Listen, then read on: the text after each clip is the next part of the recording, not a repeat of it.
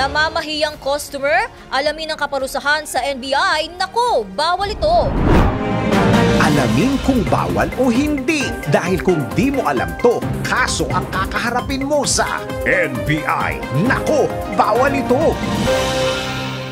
Namahiyang customer? Nako, bawal ito. May kasabihang the customer is always right. May pagkakataon talaga na makakatsyempo ka ng bastos o matapobreng customer. Pero alam nyo bang pwede silang managot sa batas? Maaari silang kasuhan ng unjust vexation sa ilalim ng Article 287 ng Revised Penal Code. Ang sino man magdulot sa'yo ng matinding pagkainis, pagkairita o sobrang pagpapahirap sa'yo, physically or mentally, o ipinahiya ka ng matindi, pwede silang managot sa kasong unjust vexation. Ang kaparusahan, maaaring makulong ng hanggang 30 days at magmulta ng hanggang 40,000 pesos. Kaya tandaan, sa mata ng batas, customer is not always right. Makipag-usap na lang ng maayos at matutong rumespeto para hindi ka masabihan ng, nako, bawal ito.